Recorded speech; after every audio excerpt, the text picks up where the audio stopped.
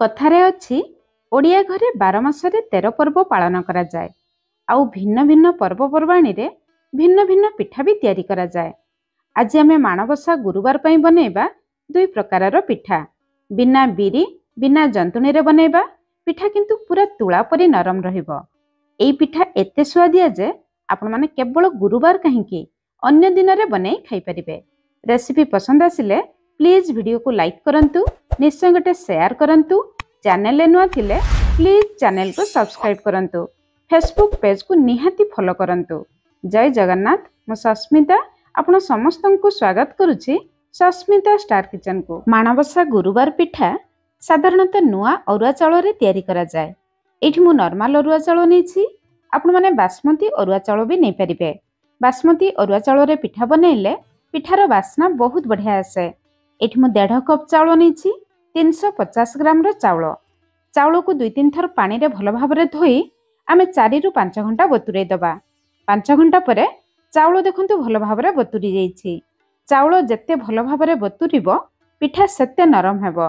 एबे आमे grinder jar नै चाउल को पानी रु भल भाबरे छाणी के दे दबा। ध्यान रखिबे चाउल सहित जमा बेसी पानी देबे नाही। चाउल को बाटिबा पई आमे आधा कप रो सिझा खीर नबा। क्षीर बदल रे आपण माने पानी भी दे परिबे, किंतु क्षीर दे बाटिले पिठार टेस्ट बहुत बढ़िया आसे। 3-4 चामच क्षीर दबा। चाउल को पूरा चिकन बाटिबा, किंतु एमिति बहलिया बाटिबे। पिठौ को एमिति बहलिया रखी बाटिबे, जमा बेसी पानी करिवे नहीं। पिठौ पानिया हे गले पिठा बनेबा पई असुविधा हेबो। एबे पिठौ को 5 मिनिट रेस्ट करिबा पई छाडिबा। आधा कप क्षीर रु आमे 3-4 चामच क्षीर व्यवहार करले। एबे पिठा पई स्पेशल मसला बनेबा। मसला पई एटी मु 1.5 इंच रो अदा, 20 रु 22 टी गोलमरिच, 3 टी गुजराती नेछि। साधारणतः माँ लक्ष्मी को पिठारे एई सब जिंस व्यवहार करा जाए। अधा छोट चामच पानमधुरी दबा।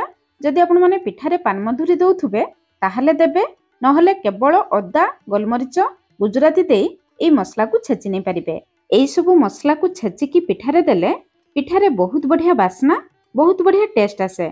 आपण माने गुजराती गोलमरिच रो गुंड देई परिबे। मु किंतु सजेस्ट करिवि मसला को फ्रेश छेचि की दियंतु। गुजराती रो चोपा जदि रही जाइथिबो आपण माने बाहर करि परिबे, न कले भी चलिबो। एबे चलंतु पिठा बनेबा प्रोसेस को जिबा। सब जिंस गळेबा पई गोटे बड़ बॉल नबा। पिठारे देबा लागि एठी मु 2टी बड़ साइज रो पाचिला कदली नेछि। आपण छोट साइज रो कदली नउथुले 3टी कदली नेबे, किंतु पूरा पाचिला कदली नेबे, पिठारे खाइबा पई भल लागिबो। एबे आमे कदली को चकटी नबा। आपण हाथ रे भी चकटी नै परिबे। चकटिबा समय रे टिके खदड़ रखिबे, पिठारे खाइबा पई भल लागिबो। गोटे मीडियम साइज रो नडिया रु फाळे मु करि नैथिली नडिया कोरा दबा। आधा लीटर क्षीर रु छेना छिंडै नैथिली, से छेना को दे दबा। आपण मानक पाखरे जदि दही छेना थिबो ताहले भी नै परिबे। दही छेना देले पिठा खाइबा पई भल लागिबो। छेना को टिके खंड खंड करि दे दबा। माँ लक्ष्मी को पिठारे साधारणतः नडिया, कदली, छेना ए सब जिंस व्यवहार करा जाए। मिठा पई 100 ग्राम रो गुड़ दबा। एई कप रे आधा कप रो गुड़। मिठा आपनक हिसाब रे कम बेसी करि दे परिबे। कदली भी मिठा लागिबो। छेचि रखिथिबा स्पेशल मसला को दे दबा। स्वाद अनुसार लूण दबा। किछि लोक माँ लक्ष्मी को पिठारे लूण व्यवहार करंती नहीं। जदि आपण माने लूण व्यवहार करू नथुबे ताहले लूण देबे नहीं, किंतु मिठा पिठारे अल्प लूण देले पिठा खाइबा पई भल लागे। सब जिंस को भल भाबरे गळै नबा। हाथ रे चकटी की गळै नेबे। जदि गुड़ खंड रही जाइथिबो ताहले गुड़ भल भाबरे मिसी जिवो। गुड़ मिसी जिबा परे एठी देखंतु गुड़र कलर पूरा चेंज हे गला। एबे हमें पिठौ को दबा। 5 मिनिट पिठौ रेस्ट करिबा परे देखंतु पिठौ आग अपेक्षा आहुरी बहलिया ही जाइछि। पिठौ एमिति बहलिया रहिले पिठा बनेबा पई सुविधा हेबो। एबे भल भाबरे गळै नबा। गळै सरिबा परे देखंतु पिठौर कलर चेंज हे गला। पिठौ एतिकी बहलिया अछि। एमिति बहलिया रखिबे, जमा बेसी पानी करिवे नाही। एबे पिठौ को आमे 5 मिनिट रेस्ट करिबा पई छाडिबा, जहा द्वारा पिठौ आउ टिके बहलिया ही जिवो। सब जिंसर फ्लेवर पिठौ भितर को आसी जिवो। 5 मिनिट परे एठी हमर पिठौ रेडी। चलंतु पिठा बनेबा स्टार्ट करिबा। पिठा छानिबा पई आपण माने तेल किंबा घियो नै परिबे। एठी मु घियो गरम करिछि। घियो को लो मीडियम फ्लेम रे हल्का गरम करिबा। पिठौ रु अल्प नै पकेबे।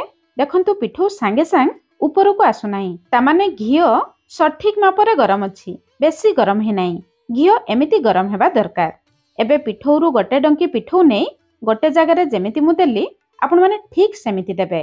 कढ़ईरे जेतिकिटी पिठा धरिबो आपण माने सेतिकी पिठा देबे। पिठा दे सारिबा परे 2 मिनिट पर्यंत जमा भी जाली लगेबे नाही। 2 मिनिट परे देखिबे पिठा ऊपर जेतिकी बबल्स आसीथिबो से बबल्स कमी जिवो, पिठार ऊपर अंश सुखिला ही जिवो।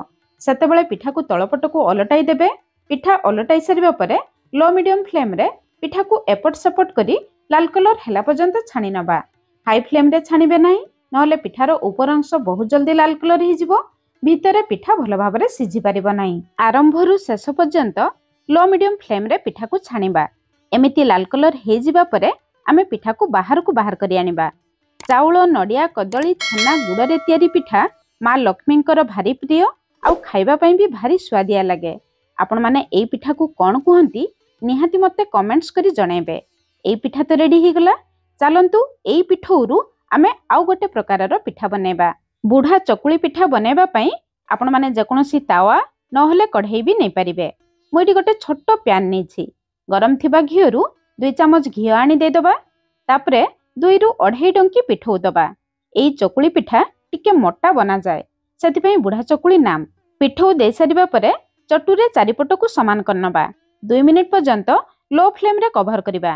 2 मिनिट परे पिठार ऊपर अंश सुखिला ही आसिले आमे पिठा को ओलटाई दबा।